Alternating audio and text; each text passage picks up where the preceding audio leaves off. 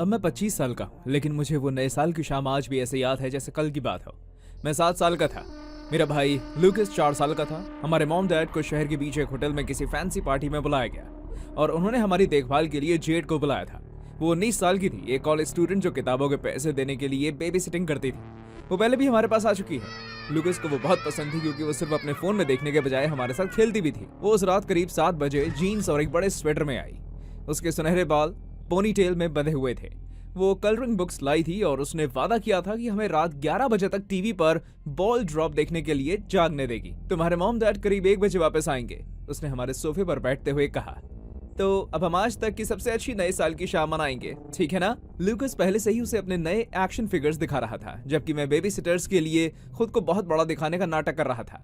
सब कुछ 11:15 बजे तक नॉर्मल था।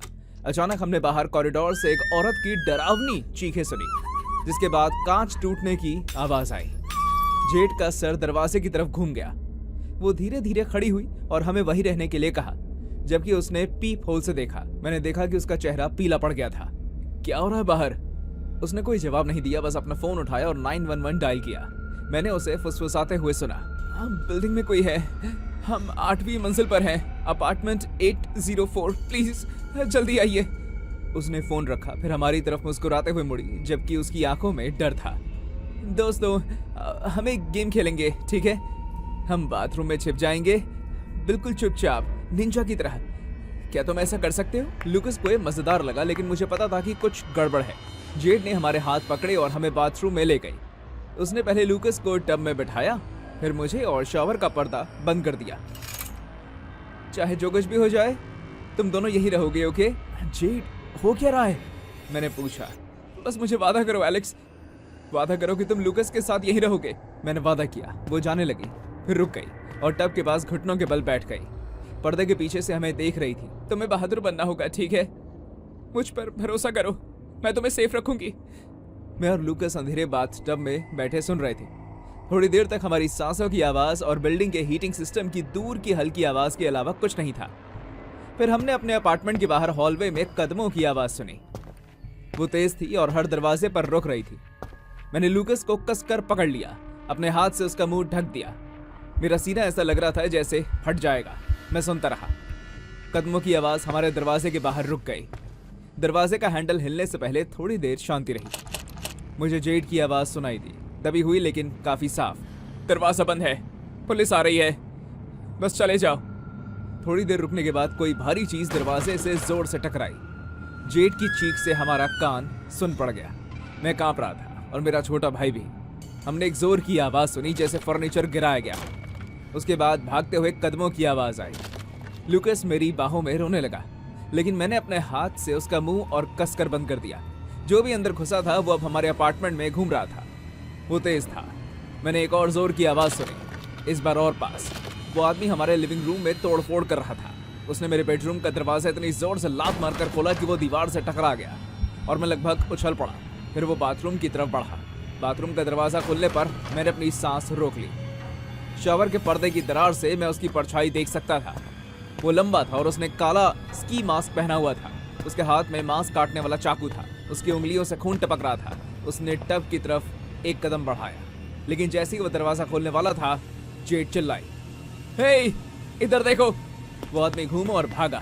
मैंने उसे उसका पीछा करते हुए सुना। उसके कदमों की आवाज सीढ़ियों की तरफ भागते हुए सुनी और भारी दरवाजा जोर से खुलने की आवाज भी। फिर चिल्लाने और सायरन की आवाजें आई। पुलिस आ गई। उसके बाद सब कुछ बहुत तेजी से हुआ। ऑफिसर बिल्डिंग में भर गए। किसी ने हमें बाथटब से बाहर निकाला। एक महिला पुलिस ऑफिसर ने हमें कंबल में लपेटा और पूछा कि क्या हमें चोट लगी है। मैं इतना ज्यादा कांप रहा था कि मैं जवाब नहीं दे पाया। जेड कहाँ है? मैं बार बार पूछ रहा था। उन्होंने जवाब नहीं दिया। लगभग 20 मिनट बाद मेरे मॉम डैड दौड़ते हुए आए।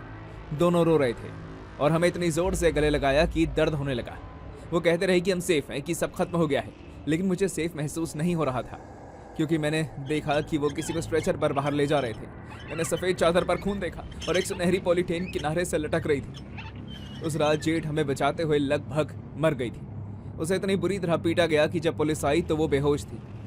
उसकी पसलियाँ टूटी हुई थी, खोपड़ी में फ्रैक्चर था और शरीर के अंदर किसी तरह की ब्लीडिंग हो रही थी। उसे 2 हफ्ते अस्पताल में बिताने पड़े। जिस आदमी को उन्होंने गिरफ्तार किया था उसका नाम जैक्स राइडर था। वो 3 दिन पहले जेल से रिहा हुआ था और उस आदमी को ढूंढ रहा था जिसने उसके खिलाफ गवाही दी थी। वो आदमी हमारे फ्लोर पर रहता था, लेकिन जैक्स को नहीं पता था कि कौन से अपार्टमेंट में, इसलिए वो घर घर जा रहा था और जो भी उसके रास्ते में आता उस पर हमला कर रहा था। अगर जेड उसे दूर ना ले जाती तो वो हमें मार ही डालता। जब वो होश में आई तो मैं उसे अस्पताल में मिलने गया। वो मुश्किल से बात कर पा रही थी, उसका चेहरा चोट के निशानों से भरा था, लेकिन जब उसने मुझे देखा तो उसने मुस्कुराने की कोशिश की। तुम लोग टब में ही रहना, उसने फुसफुसाया। मैंने सर हिलाया और रो पड़ा। 7 साल की उम्र में भी मुझे पता था कि मैं उस लड़की की वजह से ही आज जिंदा हूं। जेड आखिरकार ठीक हो गई, लेकिन उसने फिर कभी बच्चों की देखभाल नहीं की। वो आगे की पढ़ाई के लिए दूसरे शहर चली गई। मेरे मॉम डैड ने उसके मेडिकल बिल पे किया, उसके कॉलेज के लिए एक फंड बनाया और ये बताने के लिए शब्द ढूंढने की कोशिश करते रही कि उसने हमारे लिए क्या किया था।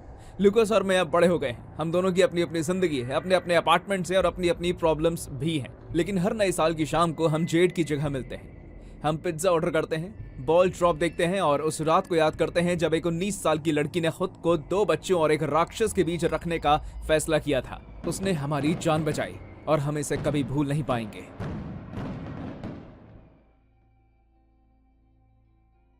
मैं हॉस्पिटल में ओवरनाइट शिफ्ट में काम कर रहा था, वो भी नए साल की शाम को। सच कहूं तो मुझे पैसों की जरूरत थी। बर्फीला तूफान लगभग 11:30 बजे शुरू हुआ और इतना तेज हो गया कि आप अपने सामने 5 फीट भी नहीं देख सकते थे। मैं YouTube पर आई एम रॉकर देख रहा था, तभी मुझे सामने के दरवाजे पर किसी के जोर से टकराने की आवाज सुनाई दी। मैंने उसे अंदर आने दी और वो खून से लथपथ होकर दरवाजे से अंदर गिर पड़ा। वो जोर जोर से सांस ले रहा था और उसकी आंखें इधर उधर घूम रही थी। मैंने हिरण को टक्कर मारी, मेरी कार सड़क से नीचे उतर गई। वो लगभग 1 मील पीछे तक खाई में फंसी हुई है, प्लीज मदद करो। मैं डरावनी कहानियां देखते देखते खुद एक डरावनी कहानी का हिस्सा बन गया था। क्या तुम्हें चोट लगी है? क्या ये तुम्हारा खून है? नहीं, ये हिरण का है। वो चीज अचानक कहीं से आ गई। उसके दांत किटकिटा रहे थे। मैंने हीटर तेज किया, कुछ गॉज लिया और खून साफ करना शुरू किया। वो आदमी बिना दाढ़ी बनाए था और उसकी गर्दन पर टैटू बने हुए थे। जाहिर है मैं थोड़ा घबरा गया था, इसलिए मैंने ध्यान से देखा और तभी मैंने खून की कंसिस्टेंसी पर ध्यान दिया। ये बहुत गाढ़ा और गहरा था। मेरे चाचा शिकार करते हैं, इसलिए मैंने हिरण का खून कई बार देखा है। मैं कसम खा सकता हूँ कि ये हिरण का खून तो नहीं था। तुम्हारी गाड़ी कहाँ क्रैश हुई थी बताओ? मैंने पूछा। क्या? तुम्हारी कार? तुमने कहा था कि वो सड़क से नीचे उतर गई। हाँ, रूट 26, लगभग 1 मील पीछे। मैं पैदल चलकर आया हूँ। मैं घंटों से उस पार्किंग लॉट की खिड़की से देख रहा था और मुझे कोई हेडलाइट आती हुई नहीं दिखाई दी। उसके हाथ कांपना बंद नहीं हो रहे थे, लेकिन उसकी आंखें कमरे में घूर रही थी। दरवाजे, खिड़की और दीवार पर लगे फोन को देख रही थी। उसका बर्ताव बहुत ही अजीब सा महसूस हो रहा था। क्या हजरत कोई और काम कर रहा है? इस सवाल से मेरे पेट में गुड़गुड़ होने लगी। ओवरनाइट डॉक्टर अपने ऑफिस में, 2 और नर्स राउंड लगा रही हैं। मैंने झूठ बोला और देखा कि उसका जबड़ा कस गया। ठीक है। जिस तरह से उसने ये कहा उससे मुझे अजीब लगा। वो अचानक ही वहां से खड़ा हो गया। क्या मैं यहाँ का बाथरूम इस्तेमाल कर लूँ? हाँ, हॉल के नीचे बाईं और दूसरा दरवाजा। जैसे ही वो बाहर निकला मैंने अंदर से एग्जाम रूम का दरवाजा लॉक कर दिया। जब मैंने अपना फोन निकाला तो मेरे हाथ कांप रहे थे, लेकिन उसमें सिग्नल नहीं था। बर्फीले तूफान ने टावर को गिरा दिया होगा। मैंने दीवार पर लगा लैंडलाइन फोन ट्राई किया, वो भी खराब था। तूफान ने सब कुछ खराब कर दिया था। मैंने हॉलवे में उसके कदमों की आवाज सुनी, लेकिन वो बाथरूम की तरफ नहीं जा रहा था। वो उल्टी तरफ जा रहा था, सप्लायर रूम की तरफ, जहां से पीछे निकलने का रास्ता था। वो लेआउट चेक कर रहा था। मैं चुप रहा था और दीवार से सटकर खड़ा हो गया। दरवाजे के नीचे की जगह से मैं उसकी परछाई को एग्जाम रूम के बाहर रुकते हुए देख सकता था। उसने 2 बार हैंडल ट्राई किया। मुझे पता है तुम अंदर हो, दरवाजा खोलो, उसने पूछा, लेकिन मैं हिला नहीं। मेरा दिल जोर से धड़कने लगा। देखो, वो हिरण नहीं था, ठीक है? वो हिचहाइकिंग कर रही थी और मैं बस नए साल की शाम को अकेला महसूस नहीं करना चाहता था। क्या ज्यादा मांगना है? मैंने उसे किस करने की कोशिश की, एक सिंपल केस, लेकिन उसने मुझे थप्पड़ मारा और मुझे संकी कहा। उसके बाद मैं उसे जिंदा नहीं छोड़ सकता था। तुम्हें तो पता ही है ना। मुझे उल्टी जैसा महसूस हुआ। मेरा मतलब है वो शायद हजारों अनजान लड़कों के साथ सोई होगी और अब मुझे क्रीप कर रही है। मैं तुम्हें बताता हूँ, आजकल की लड़कियां बिल्कुल नामुमकिन है। मुझे अपने कानों पर विश्वास नहीं हो रहा था। मैंने एक पागल आदमी को अंदर आने दिया जिसने बिना किसी वजह के किसी को मार डाला। मैंने उससे पीछे हटने को कहा क्योंकि मैंने पहले पुलिस को बुला लिया था, लेकिन वो हंसता रहा और कहा कि मैं झूठ बोल रहा हूँ। मुझे पता था कि अगर उसने अंदर आने की कोशिश की तो दरवाजा ज्यादा देर टिक नहीं पाएगा, लेकिन हैरानी की बात है उसने ऐसा कुछ नहीं किया। वो शांति से दरवाजे के ठीक बाहर बैठ गया और मुझसे बात करता रहा। तुम्हें पता है, उसकी जैसी लड़कियां वो खुद ही मुसीबत मोल लेती हैं। मैंने उसका साथ दिया, दया दिखाई। नए साल की शाम थी, छुट्टियों में कोई अकेला रहना पसंद नहीं करता, लेकिन उसने ऐसा बर्ताव किया जैसे मैं कचरा हूं। वो धीरे से हंसा। उसने मुझे मारा, मुझ पर थूका, मुझे क्रीप कहा। इतना सब करने के बाद भी वो थोड़ा हिला और अपनी पीठ पूरी तरह से दरवाजे से टिका दी। मैं मेटल के जरिए दबाव महसूस कर सकता था। उन्हें लगता है कि वो आदमियों के साथ जैसा चाहे वैसा कर सकती है और कुछ नहीं होगा। तो हाँ, मैंने अपने लिए खुद फैसला लिया और मैं इसे फिर से करूंगा। मैंने अपने मुंह पर हाथ रख लिया। थोड़ी गर्मी लेने के बाद मैं उसके लिए वापस आऊंगा, उसने लापरवाही से कहा। तूफान निशान मिटाने के लिए एकदम सही है। मैं उसे सड़क से हटा दूंगा, गड्ढे में दफनाऊंगा। बर्फ ताजी मिट्टी को छिपा देगी। बसंत तक कोई इसे ढूंढ नहीं पाएगा। अगर तब भी मिला तो। मुझे चक्कर आने लगे। बाहर बर्फीला तूफान जोर से गरज रहा था, लेकिन उसकी आवाज तेज और साफ थी। तुम एक समझदार आदमी लगते हो, उसने धीरे से कहा। तुम किसी को नहीं बताओगे कि मैं आज रात यहाँ आया था, है ना? उसने मेरे जवाब का इंतजार नहीं किया। अच्छा, क्योंकि अगर तुमने बताया तो। वो धीरे से हंसा। ठीक है, इसके बारे में नहीं सोचते। मैंने तुम्हारे लिए कुछ छोड़ा भी है, एक तोहफा, तुम्हारे दरवाजे के ठीक पास। जब वो खड़ा हुआ तो उसके जूते फर्श से रगड़े। उसने दोबारा हैंडल आजमाने की कोशिश नहीं की। उसने ना तो दरवाजा पीटा और ना ही चिल्लाया। वो बस चला गया। हॉलवे में जाते हुए धीरे धीरे गुनगुना रहा था। मैंने तब तक इंतजार किया जब तक मुझे उसके कदमों की आवाज सुनाई देना बंद नहीं हो गई। शायद पूरा 1 मिनट, शायद 5 मिनट। मेरे हाथ इतनी बुरी तरह कांप रहे थे कि जब मैंने एग्जाम रूम का दरवाजा खोला तो चाबियां लगभग गिर ही गई। हॉलवे खाली था। मैं तेजी से मेन एंट्रेंस तक भागा और कांपते हाथों से उसे लॉक कर दिया। तभी मैंने एग्जाम रूम के पास फर्श पर कुछ देखा, कुछ छोटा सा जो हल्की रोशनी से चमक रहा था। अंधेरे में मेटल की चमक। मैंने गहरी सांस ली, अपने फोन की फ्लैशलाइट चालू की और नीचे बैठ गया। वो मेटल नहीं था, वो एक औरत का कान था, छोटा, पीला और अकड़ा हुआ, जमा हुआ। उसमें अभी भी एक चांदी की बाली लगी हुई थी। मैं लगभग गिर ही गया। वो पूरे समय इसे अपनी जेब में रखे हुए था। वो मेरे इतने करीब था और उसके शरीर का एक टुकड़ा लिए घूम रहा था। उस रात मैंने हर दरवाजा और खिड़की लॉक कर दी। मैं दीवार से पीठ टिकाकर बैठा रहा जब तक कि पार्किंग लॉट की खिड़कियों से आखिरकार दिन की रोशनी नहीं आ गई। उस रात के बाद से मैं हर सुबह खबरें देखता हूँ, स्थानीय, राज्य, राष्ट्रीय। उम्मीद करता हूँ कि उन्हें कोई लाश मिल जाए। मुझ में पुलिस के पास जाने की हिम्मत नहीं है, क्योंकि मुझे पता है कि वो मुझे देख रहा होगा। मुझे हर रात यही एहसास होता है। मुझे बस उम्मीद है कि यह कहानी शेयर करने से मुझे नींद आ जाएगी। नॉर्मन और मैं 1 महीने से डेट कर रहे थे। उसने मुझे न्यू ईयर की शाम अपने परिवार के फार्म हाउस पर बिताने के लिए जोर देना शुरू किया। वो जगह शहर से 2 घंटे दूर थी, जंगल में एक झील के पास, जो दिन में भी एकदम काली दिखती थी। मीलों तक कोई पड़ोसी नजर नहीं आ रहा था। जैसे हम वहां पहुंचे, सामने का दरवाजा हमारे पोर्च तक पहुंचने से पहले ही खुल गया और उसकी मां ने लगभग मुझे पकड़ ही लिया। जेनी बेटा, तुम असल में और भी ज्यादा सुंदर हो। अंदर आओ, हम पूरे दिन से तुम्हारा इंतजार कर रहे हैं। उसने मेरा हाथ पकड़ा और इतनी जोर से दबाया कि दर्द होने लगा। अंदर जगह से पुरानी लकड़ी और किसी बहुत मीठी चीज की अजीब सी बदबू आ रही थी। फर्नीचर बहुत पुराना लग रहा था। हर दीवार पर खाली चेहरों वाले लोगों की डरावनी तस्वीरें लगी थी, जिसे देखकर ऐसा लग रहा था जैसे वो सीधे मुझे देख रहे हों। हम लिविंग रूम में गए और नॉर्मन के चाचा की आंखें चमक उठी। जेनी, तुम हॉट हो। मैं अकड़ गई, लेकिन नॉर्मन हंस दी और मुझे चिल करने को कहा। मैं कैसे आराम करती जब तक उसके चाचा पूरे डिनर के दौरान मुझे घूरते रहे। हर बार जब भी मैंने ऊपर देखा, वो मुझे उस गंदी मुस्कान के साथ देख रहे थे, अपनी जीभ होठों पर फेर रहे थे। नॉर्मन की माँ भी उतनी ही बुरी थी। वो मेरे बाल सहलाती, मेरे कंधे दबाती और हर बार जब भी मैं सांस लेती, वो मेरी कलाई पकड़ लेती। और खाओ, उसने कहा और मेरे प्लेट में ग्रे रंग का दलिया जैसा कुछ डाल दिया। मेरा पेट भर गया, सच में। उसकी मुस्कान जमी रही, लेकिन उसकी उंगलियां मेरी कलाई में गड़ गई। बस एक निवाला, जान। तो जेनी, हमें अपने मॉम डैड के बारे में बताओ। नॉर्मन के डैड ने टेबल के उस पार झुककर बोला। वो शहर में है। मेरी मॉम फिलॉसफी पढ़ाती है। उन्हें पता है तुम यहाँ हो? ये सुनकर मैं एकदम रुक गई। मैंने नॉर्मन को देखा, लेकिन उसने मेरी आंखों में नहीं देखा। तो मैंने अजीब तरह से हाँ में सर हिलाया और वापस खाने लगी। 1 घंटे बाद नॉर्मन की मॉम एक केक लेकर आई, जिस पर लाल फ्रॉस्टिंग से परिवार में स्वागत है लिखा हुआ था। अचानक नॉर्मन के डैड उठे और अपनी जेब से एक छोटा सा डिब्बा निकाला। उन्होंने उसे नॉर्मन के सामने रख दिया। जब नॉर्मन ने उसे खोला तो मेरी नसों में खून जम गया।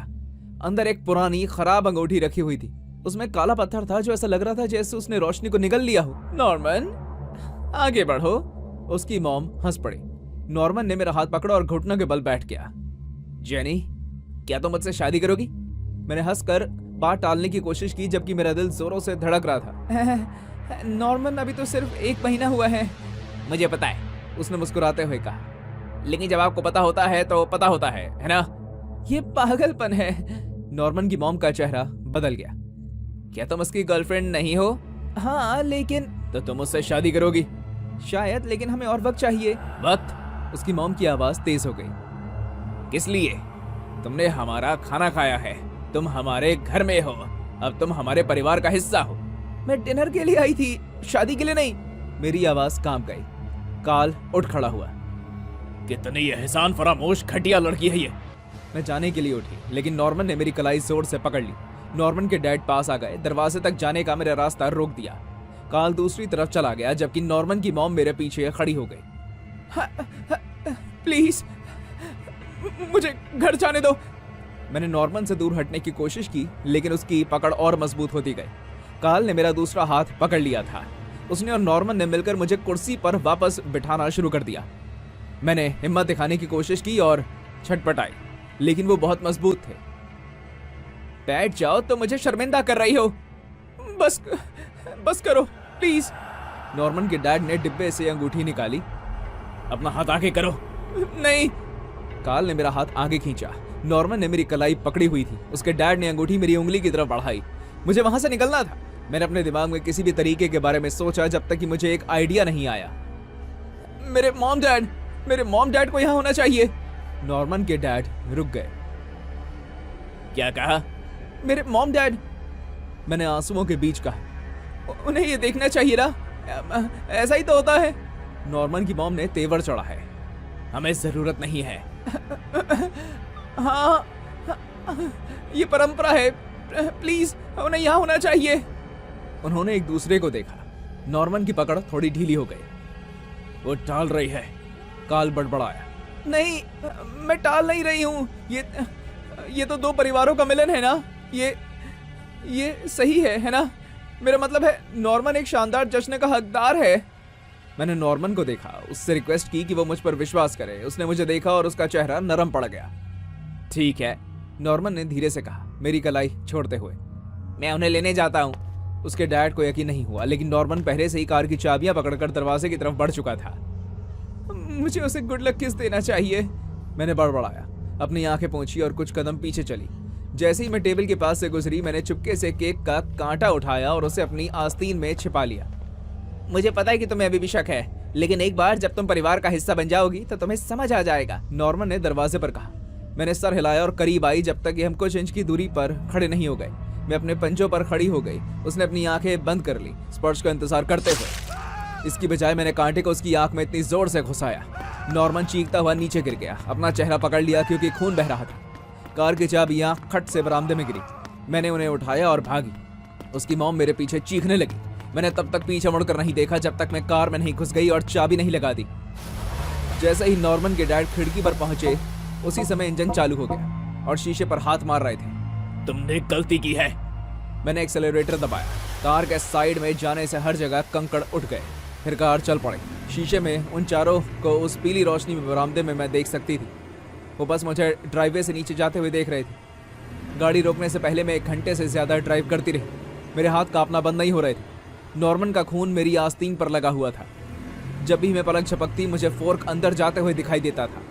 मैंने अपार्टमेंट बदल लिया और अपने मॉम डैड के साथ रहती हूँ। मैं पुलिस के पास नहीं जा सकती थी क्योंकि उस रात मैंने भी नॉर्मन को चाकू मारा था। बस उम्मीद करती हूँ कि अब दोबारा कभी आमने सामने ना आ जाए।